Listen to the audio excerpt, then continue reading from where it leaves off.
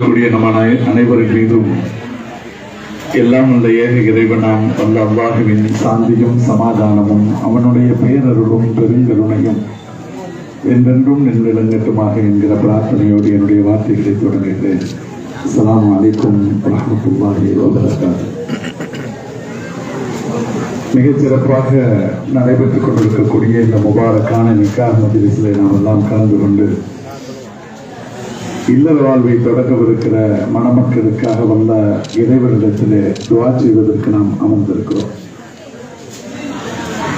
அருமை சகோதரர் ஹஸ்புல்லா அவர்களுடைய இல்ல திருமண நிகழ்வு என்பது தாய்ச்சபை முஸ்லிம் லீக்கினுடைய குடும்ப நிகழ்வு என்கிற அந்த உணர்வு பெருக்கோடு நாங்கள் எல்லாம் கலந்து கொண்டிருக்கிறோம். அதிலும் குறிப்பாக இன்றைக்கு உள்ள உடல்நிலை சூழ்நிலையில நம்முடைய சமுதாய தலைவர் பேராசிரியர் முனீருல் மில்லத் அவர்கள் இங்கு வர முடியுமா அல்லது நான் மட்டும்தான் வரக்கூடிய சூழ்நிலையாக இருக்குமா என்று 2 நாட்களுக்கு முன்பு வரையிலும் எண்ணிக்கொண்டிருந்த நிலையில் என்னிடத்திலே தலைவர் அவர்கள் பேசிக் கொண்டிருந்த போது, ஹஸ்புல்லா வீட்டு திருமணம் என்பது நாம் அவசியம் கலந்து கொள்ள வேண்டியது, முஸ்லிம் லீக்கினுடைய பணிகளிலே ஒரு கடின உழைப்பாளியாக இருந்து பாடுபட்டு வரக்கூடிய தம்பி ஹஸ்புல்லா வீட்டு திருமணத்திற்கு போய்த்தான் ஆக வேண்டும் என்கிற கருத்தை 2 நாட்களுக்கு முன்னால் சந்தித்துக் கொண்டிருக்கிறார். அதற்கு பிறகுதான் அவர்களும் வருவார்கள் என்கிற நம்பிக்கையோடு உற்சாகமாக இருந்தோம். அந்த உற்சாகத்திற்கு இன்னும் கூடுதல் சேர்க்கக்கூடிய வகையில் இலங்கையிலிருந்து நம்மோடு எல்லா நிலைகளிலும் எல்லா கால சூழ்நிலைகளிலும் இணங்கி இருக்கக்கூடிய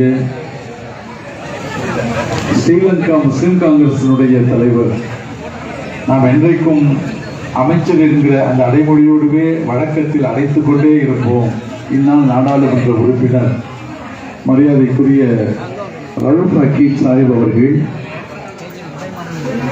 வேறொரு நிகழ்ச்சிக்கு வந்திருக்கக்கூடிய அதே நேரத்தில் இந்த நிகழ்ச்சியிலும் கலந்து கொள்வதற்கு நாங்கள் எல்லாம் வருகிற போது தன்னுடைய விருப்பத்தையும் ஆர்வத்தையும் தெரிவித்த நிலையில் அவர்களும் இங்கே வந்திருப்பது கூடுதல் மகிழ்ச்சிக்கும் உற்சாகத்திற்கும் உரிய ஒன்று. ஹஸ்புல்லா அவர்கள் கொஞ்சம் கூட எதிர்பார்த்திருக்க மாட்டார்கள். தன்னுடைய இல்ல திருமண விழாவிற்கு நம்முடைய அருமை சகோதரர் மாண்புமிகு ரவுஃப் ஹக்கீம் அவர்களை எப்படியும் அழைத்து வர வேண்டும் என்று ஒருவேளை எண்ணி முயற்சித்திருந்தாலும் கூட இது நடந்திருக்குமா என்று எனக்கு தெரியாது. அவரே நினைத்து பார்க்க முடியாத அளவிற்கு வல்ல அல்லாஹ்வினுடைய மாபெரும் கருணை, அவர்களுடைய வரவும் இந்த நிகழ்விலே கலந்து கொண்டிருப்ப இந்த நிகழ்விலே சேர்ந்திருப்பது மகிழ்ச்சிக்குரிய ஒன்று. ஹஸ்புல்லா வீட்டு திருமணம் என்கிற பெயரில் நம்முடைய ரவுஃப் ஹக்கீம் சாஹிப் அவர்கள் இங்கே வந்தாலும் கூட கண்ணியமிக்க காயிதே மில்லத் ரஹ்மத்துல்லாஹி அவர்கள் சொன்னார்கள், இஸ்லாமிய வரலாற்றில் அன்சாரிகள் புடைசூழ இருந்த பெருமானார் அவர்களோடு இருந்த அந்த வரலாற்று காலத்தில் மதீனா நகரத்தை எப்படி உச்சரிக்கிறோமோ அந்த ஆனந்த பெருக்கோடு தமிழகத்தில் அன்சாரிகள் நிறைந்த மதீனா நகரம் என்று கண்ணியமிக்க காயிதே மில்லத் அவர்கள் சொன்னதை எண்ணி பார்க்கிற போது கடையனூரை அதற்கு ஒப்பிட்டு சொன்னார்கள். உதாரணத்திற்கு எடுத்து சொன்னார்கள்.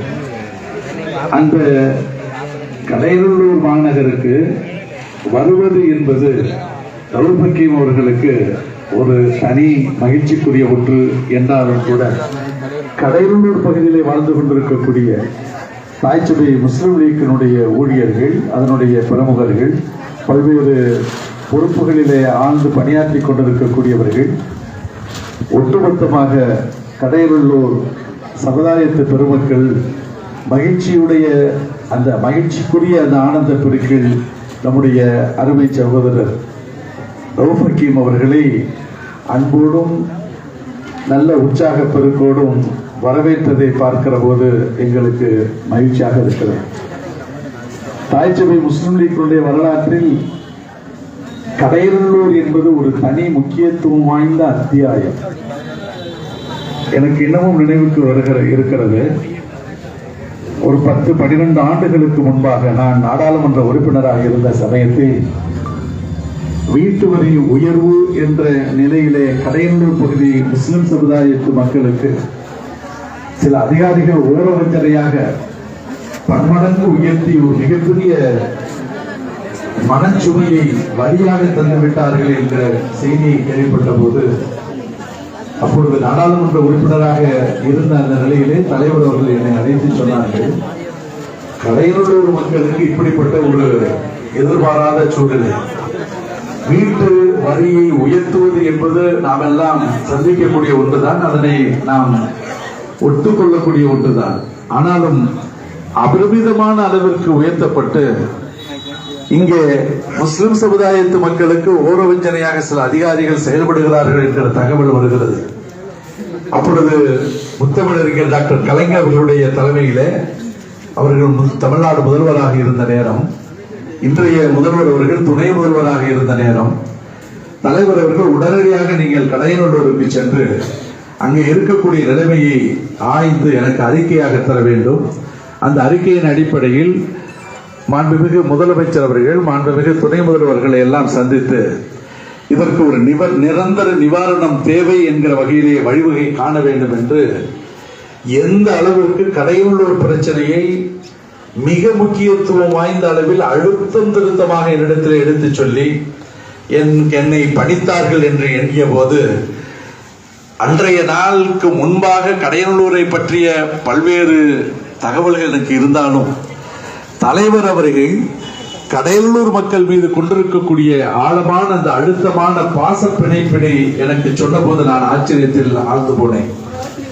அவர்களுடைய ஆணையை ஏற்றுத்தான் இங்கே வந்து இங்கே இருக்கக்கூடிய சூழ்நிலைகளை முழுவதுமாக ஆய்ந்து அறிக்கையாக சமர்ப்பித்து இன்றைய முதல்வர் மாண்புமிகு தளபதி அவர்கள் அன்றைக்கு துணை முதல்வராக இருந்த அந்த நேரத்தில் தலைவர் அவர்களே எங்களோடு வந்து துணை முதல்வர்களிடத்திலே பேச்சுவார்த்தை நடத்தி இந்த வரியினுடைய உயர்வுக்கு ஒரு சரியான தீர்வை தேடித்தர வேண்டும் என்ற வகையிலே முழுமையாக ஈடுபட்டார்கள் என்கிற சரித்திர நிகழ்வை நான் இப்பொழுது எண்ணிப்பார்கள்.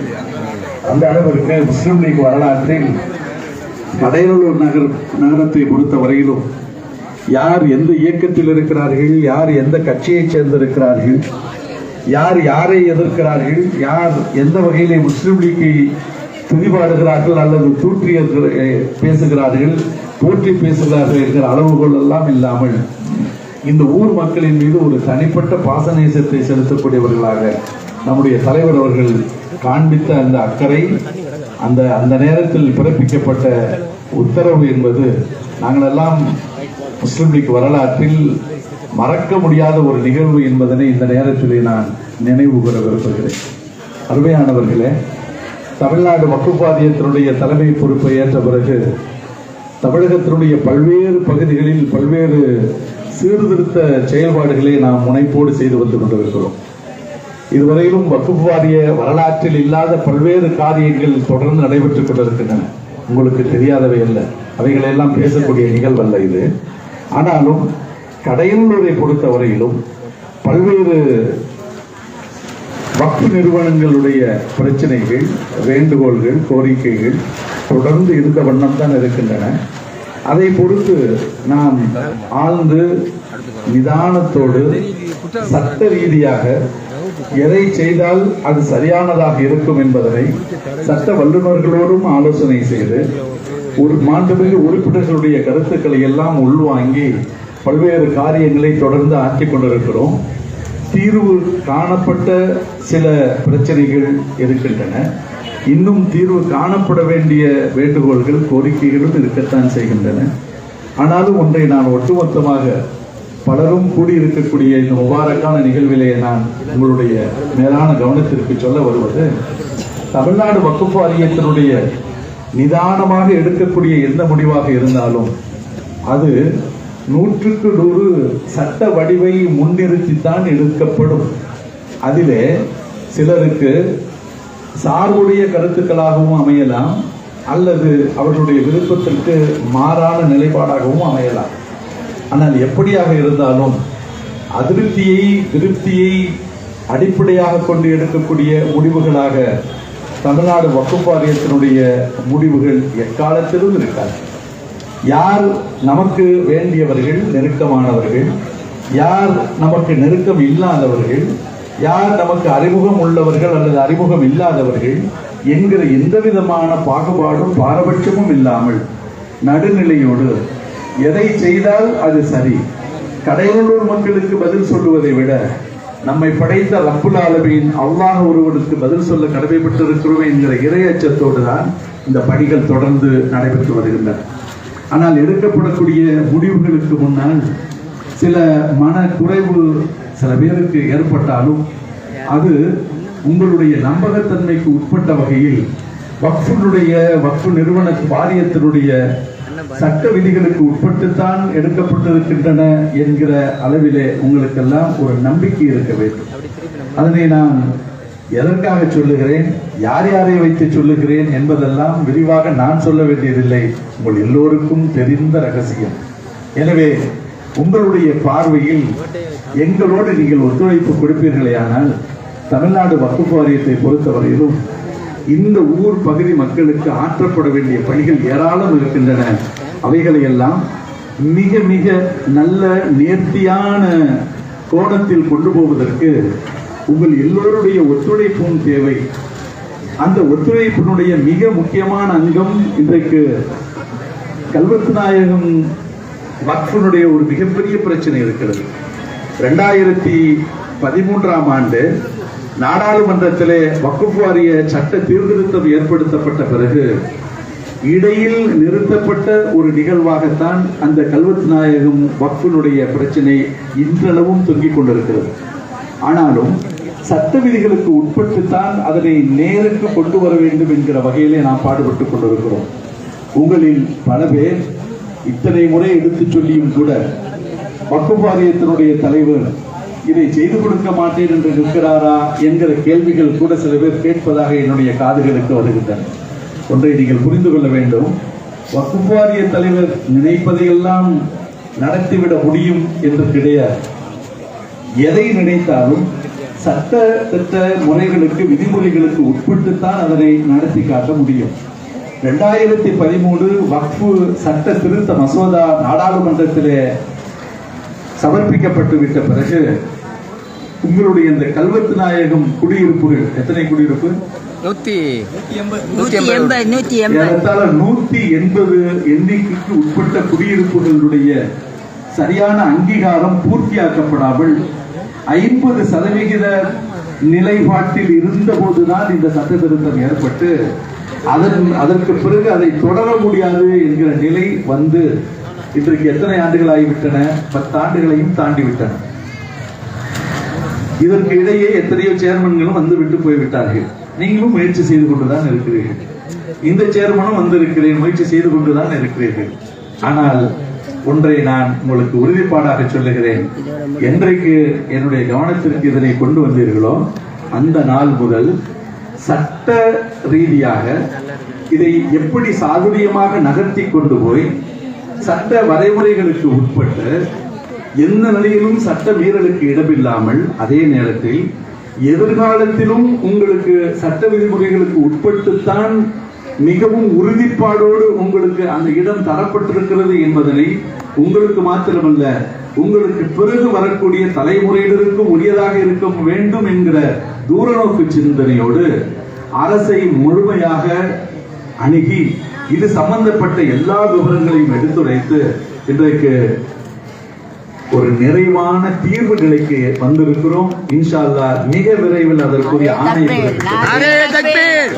நாட்களாக நீங்கள் எதிர்பார்த்திருந்த அந்த 180 குடியிருப்புகளுக்கான சட்ட ரீதியான அங்கீகாரத்தை இன்ஷா அல்லாஹ் நாங்கள் பொறுப்பில் இருக்கிற காலத்திலேயே எப்படியாவது அரசுகளிலிருந்து பெற்றுத்தர வேண்டும் என்கிற அந்த அக்கறையோடும் அந்த உற்சாகத்தோடும் மிக வேகமாக பணியாற்றி கொண்டிருக்கிறோம். அதன் மீது நீங்கள் நம்பிக்கை கொள்ள வேண்டும். அதற்கு ஏற்ப நீங்கள் எல்லோரும் உங்களுடைய கருத்து வேறுபாடுகளை எல்லாம் ஒதுக்கி வைத்துவிட்டு ஊரின் நன்மைக்காக ஒன்றுபட்டு எங்களுக்கு ஒத்துழைப்பு தர வேண்டும் என்பதையும் இந்த நேரத்திலே நினைவு கூர்ந்து, எவ்வளவுதான் பணிகள் ஆற்றினாலும் அவதூறு பிரச்சாரங்கள் தொடர்ந்து கொண்டுதான் இருக்கின்றன. ஆனால் அவதூறு பிரச்சாரங்களுக்கு மத்தியில அல்லாஹ்வுக்கு அஞ்சி நாம் நடக்க வேண்டும் என்கின்ற வகையிலான எண்ண வெளிப்பாடு 1% அவர்களுக்கு வர வேண்டுமே என்கிற கவலை நமக்கு இருக்கிறது.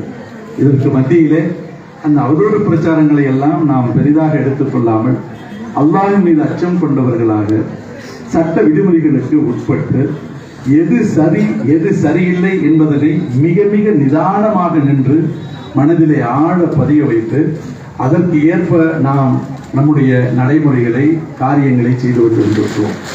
என்றைக்கு இந்த பொறுப்பை ஏற்கிறோமோ அந்த நாளிலிருந்து இந்த நாள் வரையிலும் நம்முடைய தலைவர் அவர்கள், மரியாதைக்குரிய பேராசிரியர் பெருந்தகை அவர்கள் அடிக்கடி எனக்கு தரக்கூடிய நல்லுபதேசங்களில் மிக முக்கியமான ஒன்று, எத்தகைய காரியமாக இருந்தாலும் வக்ஃப் வாரியத்தில் சட்டப்படியாக நீங்கள் செயல்பட வேண்டும். சட்டத்துக்கு புறம்பாக ஒரு துளி அளவு கூட நகர்ந்து விடக்கூடாது என்பதிலே நான் மிக மிக கண்டிப்பாக இருக்கிறேன். எந்த அளவுக்கு என்று சொன்னால், சட்ட ரீதியான பணிகளிலே நீங்கள் ஈடுபடுகிற போது கட்சியை பற்றியோ ஊரை பற்றியோ உங்களுடைய நட்பு வட்டத்தை பற்றியோ அல்லது தெரிந்தவர்கள் தெரியாதவர்கள் என்கிற பாரபட்சமான கண்ணோட்டத்தை பற்றியோ கொஞ்சம் கூட மனதிலே எடுத்துக்கொள்ளாமல் சட்ட ரீதியாக வக்ஃப் வாரியத்தினுடைய சட்ட விதிகள் என்ன சொல்லுகிறதோ அதிலே நீங்கள் துணிந்து நின்று செயலாற்ற வேண்டும். அதனால் வரக்கூடிய பின்விளைவுகள், அதனால் வரக்கூடிய அவதூறு பிரச்சாரங்கள் எதுவாக இருந்தாலும் எதை பற்றியும் சிந்திக்க வேண்டாம். அல்லாஹ் ஒருவனுக்கு மட்டுமே அஞ்சக்கூடியவர்களாக நாம் நின்று செயல்பட வேண்டும். அதைத்தான் கண்ணியமிக்க காயிதே மில்லத் ரஹ்மத்துல்லாஹி அவர்களுக்கு பிறகு வந்த நம்முடைய தலைவர் சிராஜுல் மில்லத் அவர்களை தொடர்ந்து இருக்கக்கூடிய நம்முடைய சமுதாய தலைவர் பேராசிரியர் பெருந்தகை அவர்கள் நமக்கு காட்டி தந்திருக்கக்கூடிய வழிமுறை, அந்த வழிமுறையின் அடிப்படையில் அவர்களுக்கு பின்னால் நின்று பணியாற்றக்கூடியவர்களாக நாங்கள் நின்று பணியாற்றிக் கொண்டிருக்கிறோம். வக்ஃப் வாரிய தலைவர் என்கிற அதே நேரத்தில் முஸ்லிம் லீக்கினுடைய தளத்தில் நின்று சங்கை விட்டு உலமா பெருந்தகைகளுடைய நசீகத்துகளோடு அல்லாஹ்விற்கு மட்டுமே அச்சம் கொண்டவர்களாக பணியாற்றக்கூடியவர்கள் தான் முஸ்லிம் லீக்கினுடைய பொறுப்பிலே இருப்பார்கள் என்பதிலே சமுதாயத்திற்கு முழுமையான நம்பிக்கை இருக்கிறது. அந்த நம்பிக்கை கடையநல்லூர் நகர பொதுமக்கள் மத்தியிலும் 100% இருக்க வேண்டும் என்பதனையும் நான் நினைவுபடுத்தி, அதிக நேரம் பேசக்கூடிய நேரம் இல்லை, சூழ்நிலை ஆக இல்லாவிட்டாலும் கூட சொல்ல வேண்டிய அவசியம் கால சூழ்நிலை கருதி சொல்லித்தான் ஆக வேண்டும் என்கிற காரணத்தினாலே இதனை நான் உங்களுடைய மேலான கவனத்திற்கு கொண்டு வந்திருக்கிறேன். இதை கொண்டு யாரும் தவறாக எண்ணிவிட வேண்டாம். இந்த முபாரக்கான மஜ்லிஸில் அண்ணன் பெருமானார் முஹம்மது நபி ஸல்லல்லாஹு அலைஹி வஸல்லம் அவர்கள் இல்லற வாழ்வை தொடங்கவிருக்கிற மணமக்களுக்கு துஆ செய்ய வேண்டும் என்று நமக்கு அவர்களும் செய்து நமக்கும் ஒரு அழகிய முன்மாதிரியாக வழிகாட்டி தந்திருக்கிறார்கள். அந்த துஆவையே என் சார்பாகவும் உங்கள் அனைவரின் சார்பாகவும் அல்ல அல்லாஹ்விடத்தில் 2 கரங்கள் ஏந்தி வேண்டிக் கொண்டவனாக நான் விடைபெற விரும்புகிறேன். அதற்கு முன்பாக இந்த பகுதிக்கு நாங்கள் வருவதற்கு எல்லா